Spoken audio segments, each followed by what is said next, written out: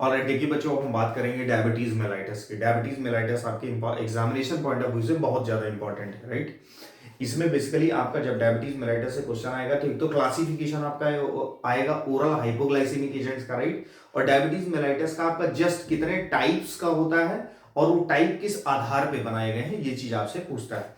तो बेसिकली अगर diabetes mellitus के हम जनरल इंफॉर्मेशन की बात करें तो डायबिटीज मेलाइटस जो होता है बेसिकली ये एक तरीके का, इसके जस्ट ये तो एक वैल्यू है, इसको आपको याद करना होगा कि आपका फास्टिंग में अगर basically blood glucose level more then 126 milligram per decilitre हो तो वो डायबिटीज मेलाइटस में आता है। और अगर post prandial means after the meal, खाने के बाद अगर वो glucose level more than 200 milligram per decilitre आता है, that will considered as the diabetes mellitus.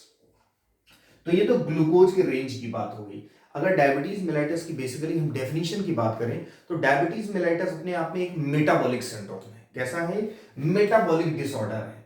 ये कैसा है? Metabolic disorder. देखिए जितने यहाँ पे पॉइंट्स लिखे हुए हैं एटलीस्ट उन पॉइंट्स को आपको अपनी आंसर शीट में जरूर मेंशन करना है, हाईलाइट करके। तो diabetes mellitus is basically a metabolic disorder and characterized by the increase in the level of glucose and also जब लेवल ऑफ ग्लूकोज बढ़ेगा तो कई बार यूरिन में भी प्रेजेंस होती है ग्लूकोज की।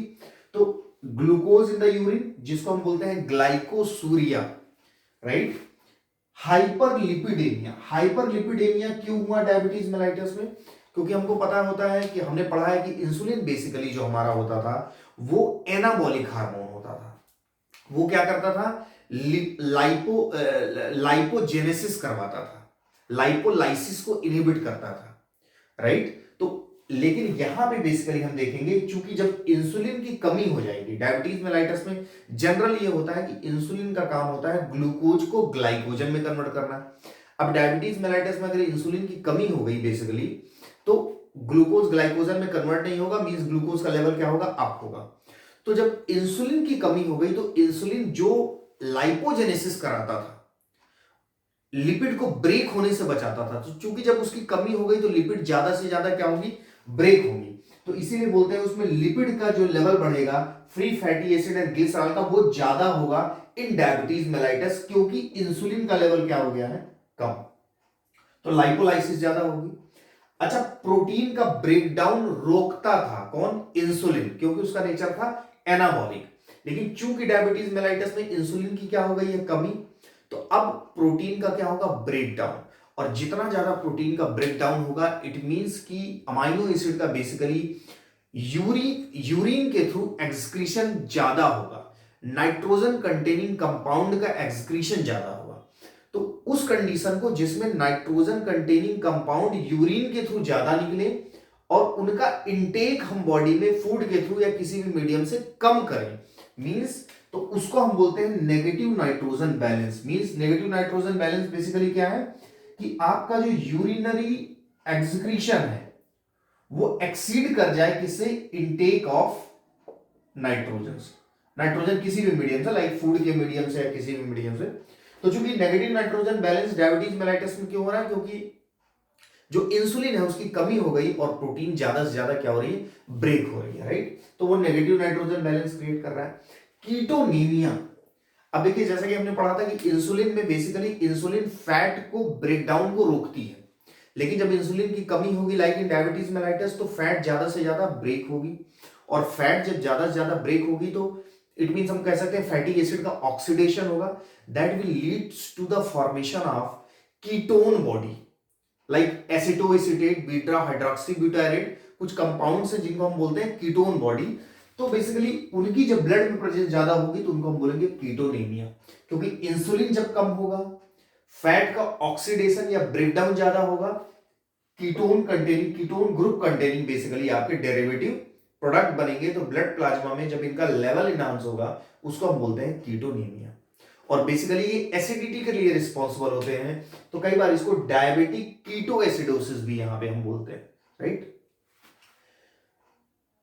ज्यादा क्रॉनिक कंडीशन में ग्लूकोज जब कंटिन्यूअस आपके ब्लड में ज्यादा होता है तो वेस्कुलर कॉम्प्लिकेशन करता है। वेस्कुलर कॉम्प्लिकेशन में बेसिकली जो वॉल ऑफ द, लाइक हम अगर इसको इस तरीके से समझें कि आपका ये आर्टेरियल वॉल है अब यहाँ पे ग्लूकोज का लेवल लॉन्ग टाइम के लिए अप है, तो ये जो इसकी प्लाज्मा मेम्ब्रेन होगी, इस पे बेसिकली प्लाज्मा मेम्ब्रेन के जो स्ट्रक्चर होगा इसमें रीमॉडलिंग स्टार्ट होती है। और रीमॉडलिंग से होता क्या है कि जब रीमॉडलिंग होती है तो इसका जो ल्यूमेन होता है वो क्या हो जाता है, बेसिकली नैरो हो जाता है। और जब ये ल्यूमेन नैरो होगा तो उन वेसल्स में बेसिकली जिन जो ऑलरेडी बहुत ज्यादा थिन है, तो वो बेसिकली कई बार blockage of the blood supply भी बनता है। तो डायबिटीज की कंडीशन में on the long run due to the vascular complication, और you can say the vascular complication में हम ब्लड की सप्लाई पर्टिकुलर लाइक अगर रेटिना में बात करें तो कम हो जाती है, जिसको हम बोलते हैं रेटिनोपैथी, राइट। या अगर न्यूरॉन्स में पर्टिकुलर ब्लड की सप्लाई कम हो तो उसको हम बोलते हैं न्यूरोपैथी। तो ये retinopathy and the neuropathy are the basically the vascular complication associated with the diabetes.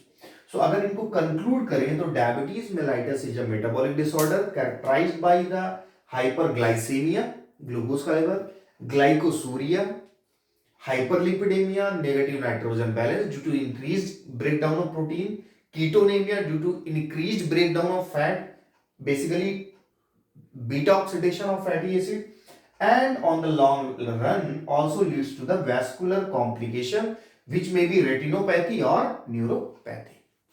ये आपका डायबिटीज का डेफिनेशन हो गया।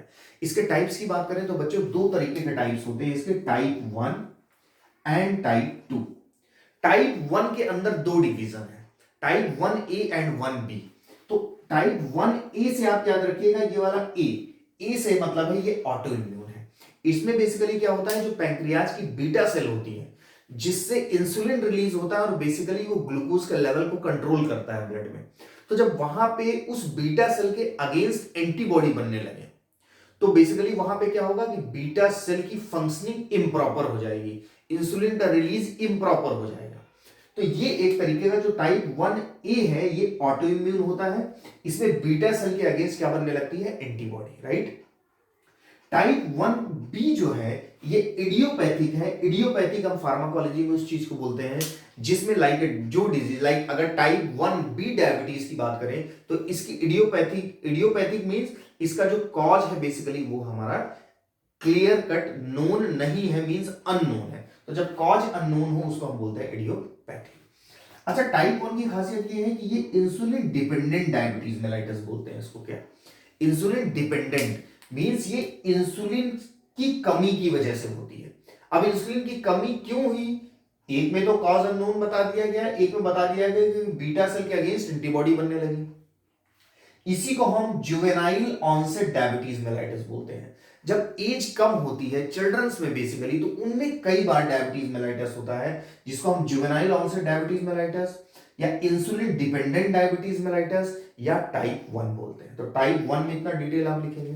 टाइप 1B की अगर हम बात करें तो ये non insulin dependent diabetes mellitus है, right. Maturity onset diabetes mellitus, इसको maturity onset diabetes mellitus long age related है। जब ज्यादा एज होती है मोर देन 40 मोर देन 45 तो वहां पे ये टाइप 2 डायबिटीज मेलाइटस ज्यादा दिखती है। 90% ऑफ द केसेस जो डायबिटीज मेलाइटस के होते हैं वो कौन से होते हैं, टाइप 2। अब इसमें क्या प्रॉब्लम आई, पहले वाला तो इंसुलिन डिपेंडेंट था, ये इंसुलिन इंडिपेंडेंट है, फिर भी बेसिकली ग्लूकोज का लेवल बढ़ रहा है क्योंकि इंसुलिन इसमें। तो इसमें ओवरऑल जो रीजन दिया गया वो ये दिया गया कि जो ग्लूको रिसेप्टर है किसमें, बीटा सेल में, जिसमें हमने पढ़ा था कि इंसुलिन की जब इंसुलिन का बेसिकली हमने रिलीज मैकेनिज्म पढ़ा था तो वहां पे हमने देखा था कि इंसुलिन के रिलीज के लिए केमिकल रिलीज बेसिकली रिस्पॉन्सिबल था वहां पे ग्लूकोज। तो अगर ग्लूकोज अपने रिसेप्टर से GLUT में कुछ प्रॉब्लम आ गई, उसका ट्रांसपोर्ट नहीं हो पाया, बीटा सेल के अंदर ग्लूकोज नहीं आ पाया, तब इंसुलिन का रिलीज भी नहीं होगा। तो एक रीजन बोल रहा है कि abnormality in the gluco receptor of the beta cell. दूसरा रीजन बोल रहा है कि इंसुलिन के जो रिसेप्टर हैं उनका नंबर क्या हो गया हो, कम हो गया हो। या रीजन बोल रहा है कि इंसुलिन का रेजिस्टेंस पेरिफेरल टिश्यूज में बढ़ गया हो। तो या तो इंसुलिन का रेजिस्टेंस बढ़ गया हो, इंसुलिन की सेंसिटिविटी कम हो गई हो, इंसुलिन के रिसेप्टर कम हो गए हो, या ग्लूको रिसेप्टर में बेसिकली एबनॉर्मलिटी हो गई हो। तो these all reason can be the cause of type 2 diabetes mellitus. तो ये 90% डायबिटीज मेलाइटस यही वाली होती है। अब बेसिकली देखिए, अगर हम बात करें इसमें ओरल हाइपोग्लाइसेमिक्स में, तो ओरल हाइपोग्लाइसेमिक्स में आपका जो मैक्सिमम चांसेस है आपके एग्जामिनेशन में जो क्वेश्चन आने का, वो आपका सल्फोनाइल यूरिया को लेके है, राइट। सल्फोनाइल यूरिया बेसिकली बच्चों दो जनरेशन में होती है, first generation and second generation. First generation में आपका लाइक क्लोरप्रोपामाइड या टॉलब्यूटामाइड रखते हैं, जबकि और भी कुछ ड्रग्स होंगी वो आपको लर्न करना होगा। जबकि हम सेकंड जनरेशन की अगर बात करें तो उसमें बेसिकली आपका लाइक ग्लैबुराइड, ग्लिकलाजाइड, ग्लिपिजाइड, ग्लिकलामाइड, तो ये सब ड्रग्स होती है, राइट। अब मोटा मोटा जो डिफरेंस है फर्स्ट जनरेशन और सेकंड जनरेशन का, नंबर वन कि फर्स्ट जनरेशन का जो ड्यूरेशन ऑफ एक्शन होता है वो लॉन्गर होता है, जबकि सेकंड जनरेशन का शॉर्टर होता है। तो ड्यूरेशन ऑफ एक्शन क्या है, लॉन्गर है, और यहाँ पे शॉर्टर है। लॉन्गर शॉर्टर कोरिलेशन इस बात से है कि अगर इसका मान लीजिए कोई एडवर्स इफेक्ट होगा तो वो ज्यादा होगा, प्रोमिनेंट होगा, क्योंकि इसका ड्यूरेशन ऑफ एक्शन लॉन्गर है, राइट। तो हम प्रेफर्ड कौन सी करेंगे, सेकंड जनरेशन। दूसरा डिफरेंस है कि जो फर्स्ट जनरेशन ड्रग है this has the low potency, इनकी पोटेंसी लो होती है, जबकि सेकंड जनरेशन हाईली पोटेंट होता है, इनकी potency in comparison to first generation क्या होती है, ज्यादा होती है। तो एक जस्ट बेसिक इंफॉर्मेशन ये हो गया।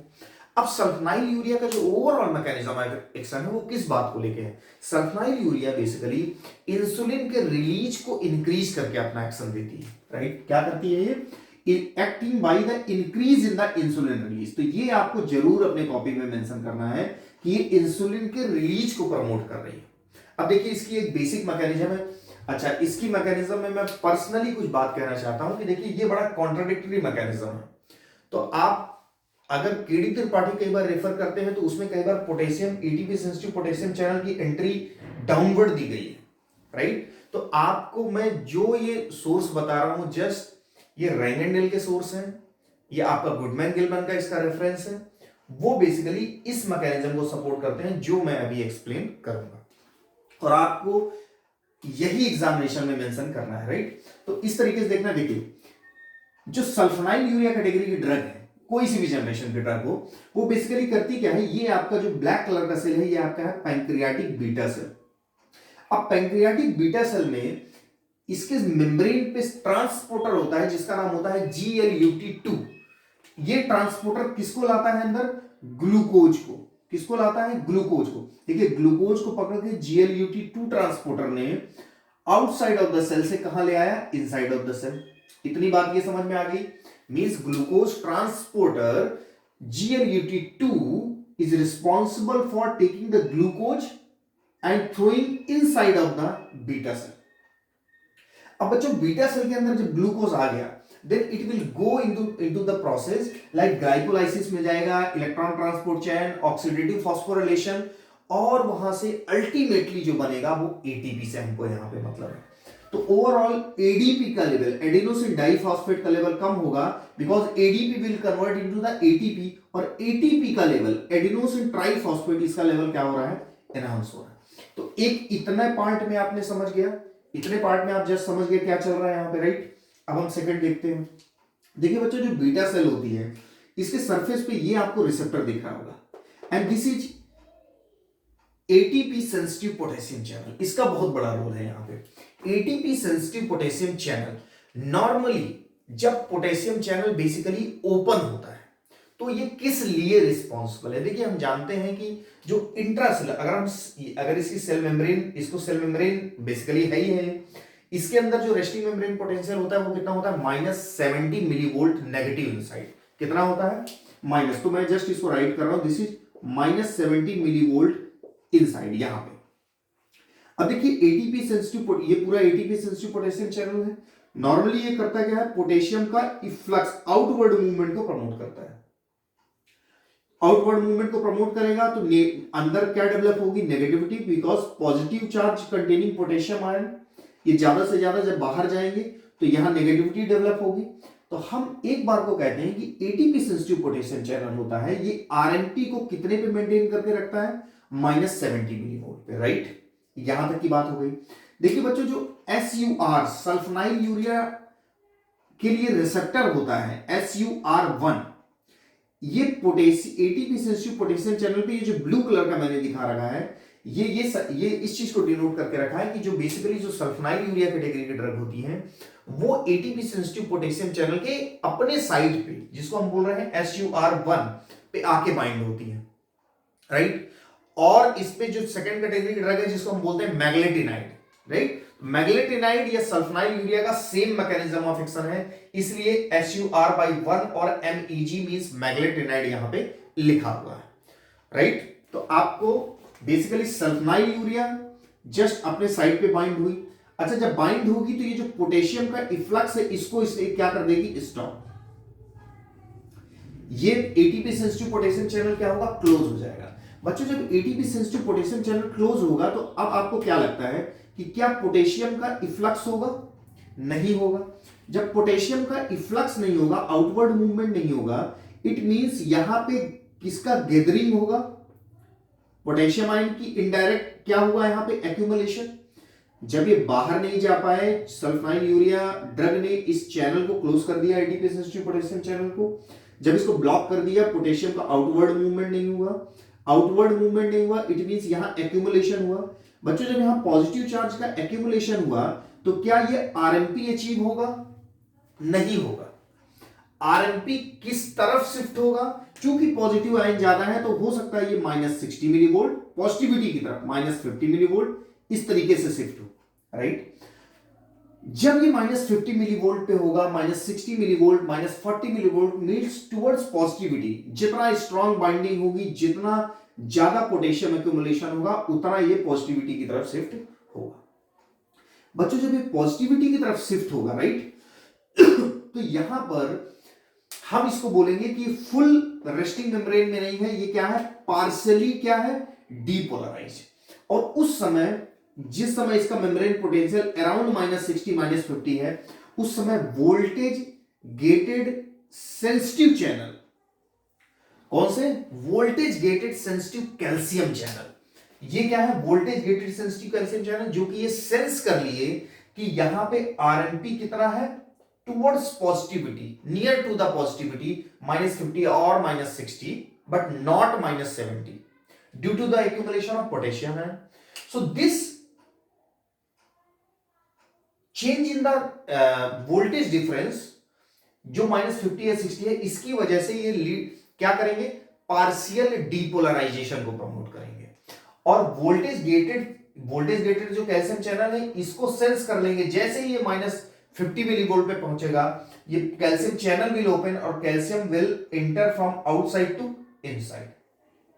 अब कैल्शियम जब अंदर आया तो बच्चों कौन सी प्रोसेस हुई, depolarization, means accumulation of potassium ion leads to the -70 millivolts towards the more positivity, which may be -60 or -50 millivolt, that leads to the depolarization by opening of voltage gated calcium channel on the surface of pancreatic beta cell.